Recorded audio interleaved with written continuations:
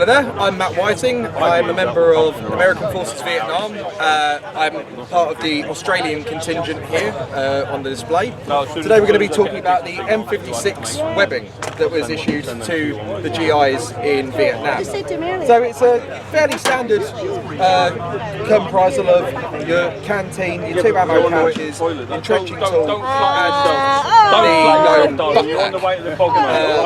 I'll sort of take you through it piece by piece and we can really get an idea of what it comprises. So firstly we'll start with the ammunition pouches. These take 4 20-round magazines of 5.56 ammunition for the M16. Attached to it are loops so you can hook around your 26 grenades, not 26 in number, just the M26. Entrenching tool cover with the canteen and bottle cover, which looks very similar to the World War II variant. It's if it ain't broke, don't fix it type thing. The butt pack, not always seen as part of the webbing, but involved with this would sometimes either be a rain cape, poncho liner, and then various other things such as rations, personal equipment, etc. At the top we've got the H harness, which is an improved load carrier. I say load carrier, it's more sort of a suspender. And then attached to that you've got the compass pouch, which, very much surprise to us, actually does have a compass in. So this was issued not only in Vietnam, I mean M56 webbing was issued to the American Army as standard. It's seen all the time in West Germany, advisors all over the world. There is occasion when this is getting phased in that you see older variations of webbing being used as well, but predominantly if you see in the set, it's a set, it's not piecemeal. And then this goes on to influence later on the Alice load carrying gear, and it goes on from there. I think personally, if it was down to me, I think the M56 is probably one of the best pieces of webbing that I've ever owned anyway, aside from say the British 37 pattern webbing, which is equally as rugged, robust and, dare I say, actually a little more impressive. But in Vietnam you'll see guys will chop and change with these things. Americans tend to do this a lot, as their long-range reconnaissance groups would sometimes wear, probably not even this entire set, they probably wear a BAR belt to carry more ammunition, because obviously need more ammo. Usually guys who are issued with this will also carry the bandolier, which will carry more rounds for the rifles. And this setup is your standard M56, but in the field, sometimes they might do away with the entrenching tool cover, another water bottle will be added in place, sometimes the butt pack's not even used, depends on the patrol they're on. So once again, makes room for maybe shove another ammunition pouch on there, a couple more grenades, knife, or a third canteen, because you can never have enough water in the jungles of Vietnam. So that kind of covers the broader aspect of the US M56 webbing. And I believe we wanted to cover a few other bits, didn't we? Now, obviously, as an Australian, as I am, the Australians, I believe, transitioned to this during the Vietnam War. They did. So the first Australian task force that went in were, well, they weren't the task force at the time. It was, I believe, it was 3 RAR, Royal Australian Regiment, were attached to the 173rd Airborne. And they turned up and they have a lot of older style webbing. What they tend to have a lot of is Pattern 44.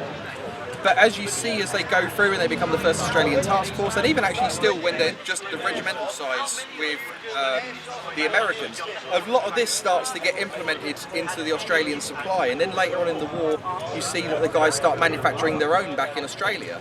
So by, I think, sort of the early 70s definitely, you're seeing a lot of Australian-made M56 that comes in. There were ways that they got around it when they required some of the American stuff. Instead of the US stamp on the front, they'd start writing an A and then a T after that for Ost. Sometimes it would be, with the Australian manufactured stuff, there might be a broad arrow on it, might be a DD for Department of Defence.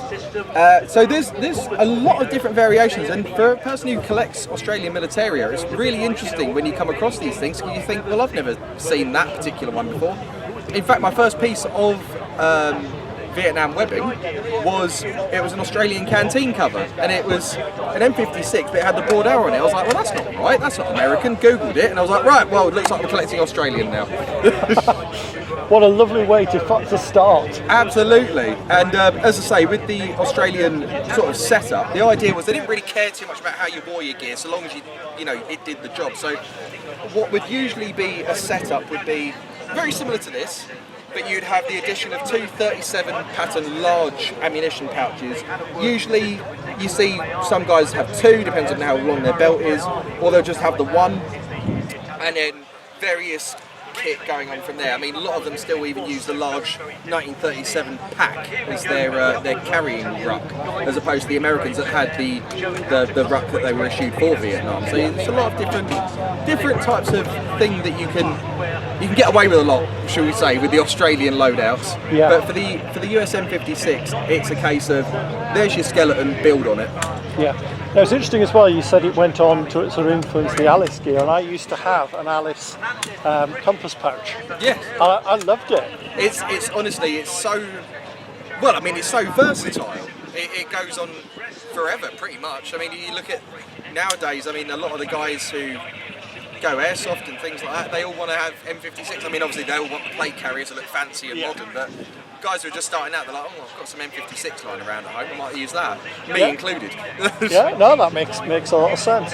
Now, the one question that jumps out to me as well is with the magazine pouches, and I'm looking at that, it's taking me back to looking at the good old 58 pack. Yes. Yeah.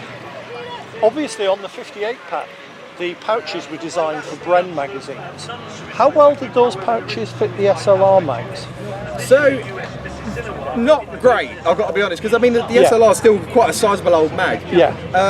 I think it was just a case of just trying to squeeze it in as much as you can. I don't actually know, because when I do Vietnam, I always use an M16. I've never actually had the chance to use a SLR, but I think that's where the 37 large pouch comes Well, that in. was where I was going with it. I did wonder whether that was the Yeah, solution. I believe that is the general gist of it. I think they've probably bung the SLR pouches in there. And then obviously if you've got the M60 as well, you've got the belts around your neck and all that sort of thing.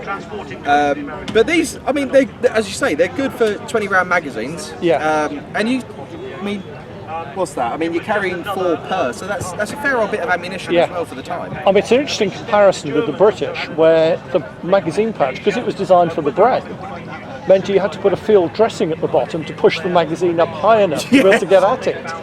And in the Falklands, they're only issuing 4 magazines, which I think is very telling. Absolutely. But no, that's been absolutely fascinating. Thank you very much. Thank you very much.